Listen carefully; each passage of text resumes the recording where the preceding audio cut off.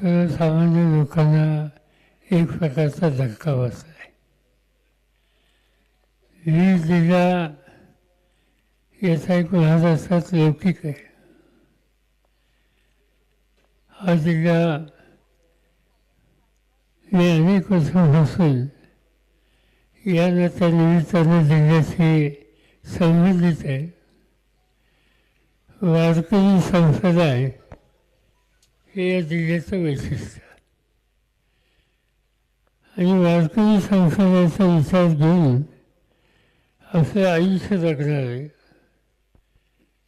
दुष्काळ पडल्यास ते त्याला तोंड देणार आहे. महाराष्ट्राच्या साखर उद्योगाला हातभार देणारे त्यासाठी कष्ट करणारे कुणी आहेत हा प्रश्न विचारला तर वीजचा हा उल्लेख त्या ठिकाणी केला जातो. आणि अशा जिल्ह्यामध्ये जे काही घडलं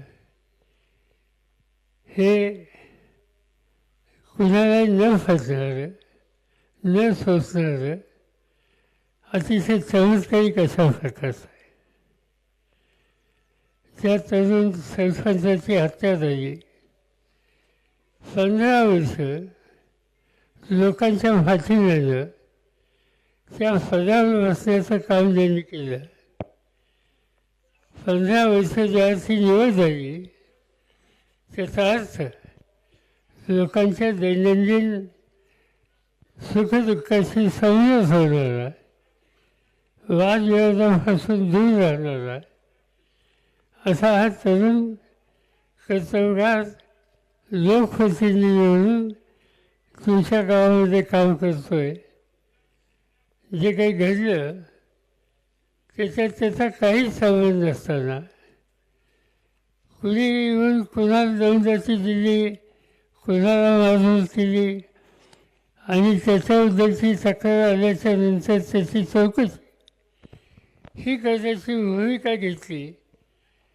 आणि ती चौकशी का करतो म्हणून कुणी बाहेर न्यायचं, व्यक्तिगत हल्ला केतो आणि शेवटी तो हल्ला हत्येभरून जातो. हे चित्र अतिशय गंभीर अशा प्रकारचं आहे. याची नोंद ही राज्य आणि केंद्र सरकारला घ्यावीच लागेल. लोकसभेचं अधिवेशन काल संपलं आणि गेले 2-4 दिवस आम्ही बघतो तुमचे प्रतिनिधी बजरंग सोनवणे असतील, शिव तडके असतील आणि जे कोणी तिथं खासदार महाराष्ट्राचे आहेत त्यांनी हा प्रश्न उचलून धरला. गृहमंत्र्यांना भेटले, पार्लमेंटमध्ये यांनी स्वतः हा प्रश्न त्या ठिकाणी मांडला आणि इथं न्याय द्या या प्रकारचा आग्रह बजरंग सोनवणे आणि त्यांच्या सगळ्या सहकार्यांनी देशाच्या लोकसभेमध्ये मांडला. त्यांचं भाषण मी ऐकत होतो. मी काही त्यांच्या सभागृहात नाही आहे पण ऐकत होतो. समग्र ते जे काही सांगत होते ते ऐकायच्या नंतर स्थगित झालं. या देशाच्या राज्यात काय चाललं आहे अशा प्रकारचे प्रश्न नंतर लोक विचारायला लागले. हे दुखणं जिथं मांडायला हवं आहे तिथं मांडलं. त्यांनी एकच गोष्ट सांगितली की सूत्रराज याच्या खोलात गेलं पाहिजे. आणि यांचे सगळे सुसंवाद कोणाकोणाशी झाले, तो टेलिफोनवर असेल आणखीन कशा असेल, ते सगळे त्याची जी काही माहिती आहे ती काढली पाहिजे, त्याच्या खोलात गेलं पाहिजे आणि त्यामधून वस्तुस्थिती ही सगळ्यांच्यासमोर ही येईल. हा आग्रह बजरंग सोनवणे, लडके, बाकीच्या सगळ्या सहकार्यांनी देशाच्या पार्लमेंटमध्ये केला. आणि नेमकं हेच काम विधानसभेमध्ये वीरचे आमदार क्षीरसागर त्यांनी मांडला. तुमचे जितेंद्र आव्हाड त्यांनी सुद्धा हा प्रश्न त्या ठिकाणी मांडला. त्यांनी हा कधी विचार केला नाही, ते कोणत्या समाजाचे हा विचार केला नाही. अन्याय होतो आहे, अन्याय झाला आहे आणि त्या अन्याय झालेल्यावर जे कोणी जबाबदार असतील त्याचं दुखणं त्यांनी त्या ठिकाणी मांडण्याचा प्रयत्न केला. मी स्वतः सुजीवत माहिती घेतली व त्याच्यामध्ये सोलंके काही बोलले, आणखीही काही लोक बोलले. एक या जिल्ह्याच्या लोकप्रतिनिधी, शेजारच्या जिल्ह्याच्या लोकप्रतिनिधी हा प्रश्न महाराष्ट्राच्या विधानसभेमध्ये सुद्धा मांडला आणि मुख्यमंत्र्यांनी काही आश्वासनं दिली.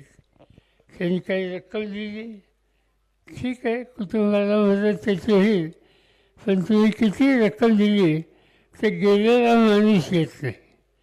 त्या कुटुंबाचं हे दुःख आहे ते काही जाऊ शकत नाही. पण ठीक आहे, आम्ही काही त्याच्या खोलात जाऊ इच्छित नाही, त्याचं टिफणी करू इच्छित नाही. पण एक गोष्ट करावी लागेल की जोपर्यंत याच्या खोलात जाऊन जे कुणी जबाबदार आहेत आणि जे कुणी सूत्रधार म्हणून याच्या मागे आहेत त्यांना योग्य प्रकारचा धडा शिकवल्याशिवाय आणि तेही तातडीने. मला आनंद आहे की एका गोष्टीचं समाधान आहे की त्या वकील मंडळीने लेखी निवेदन दिलं. वकील वगैरे जे काही करायचं असेल तर ती जबाबदारी ते स्वतःही घ्यायला तयार आहेत. तुम्हाला त्यांची साथ या ठिकाणी होती आणि केंद्र सरकार, राज्य सरकार, लोकप्रतिनिधी, वकील मंडळी आणि या जिल्ह्यातील आजूबाजूचे अनेक लोक तुमच्या हितचिंतक म्हणून या प्रश्नाकडं गावकऱ्यांच्या आणि या कुटुंबियांच्या मागे आहे.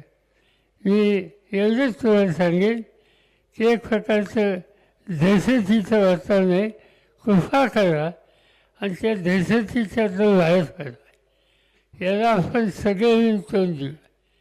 एकदा आपण सगळ्यांनी सामुदायिक प्रयत्नाची भूमिका घेतल्याच्या नंतर कुणीही आपल्याला अडू शकत नाही. आणि मी तुम्हाला खात्री देऊ इच्छितो की आज म्हणजे कालच आम्ही पार्लमेंट संपवून पोहोचलो आणि आज इथं आलो. त्याचं कारण हे आहे की महाराष्ट्रामध्ये, मराठवाड्यामध्ये आणि 20 जिल्ह्यामध्ये असं घडतं आहे. ही गोष्ट आम्हा कोणाला न शोभणारी आहे. याच्यातून न्याय हा दिलाच पाहिजे. जे दुःखी आहेत त्यांच्या दुःखाशी ते एकटे नाहीत, आपण सगळे आहोत हे वातावरण केलंच पाहिजे. आणि इथली स्थिती ही दुरुस्त कशी होईल याची काळजी आपण सगळ्यांनी घेतलीच पाहिजे. कुटुंबात लहान मुलं आहेत, त्यांच्या मुलीला मी आत्ताच सांगितलं की तुझ्या शिक्षणाची जबाबदारी आम्ही घ्यायला तयार आहोत. माझ्याकडे माझा वतीला फार मोठी मुलींच्यासाठी शैक्षणिक सुविधा आहे. जवळपास 9 ते 10,000 मुली शिकतात.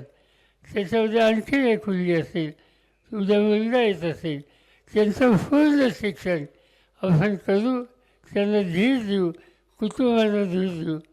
त्यांच्या मातोश्री आणि कुटुंबातले इतर घटक आहेत त्यांना आपण सगळे मिळून एक प्रकारचा आधार देऊ आणि हे सांगू की तुम्ही एकटे नाहीत, तुमच्या मागं हा सगळा आम्हा लोकांचा एक प्रचंड संख्येनं वर्ग आहे.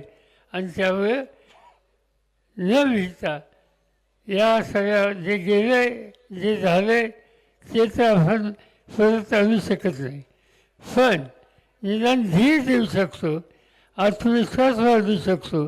ते एकटे नाहीत ही भावना निर्माण करू शकतो आणि ते काम आपण सगळे मिळून करू एवढंच या ठिकाणी सांगतो.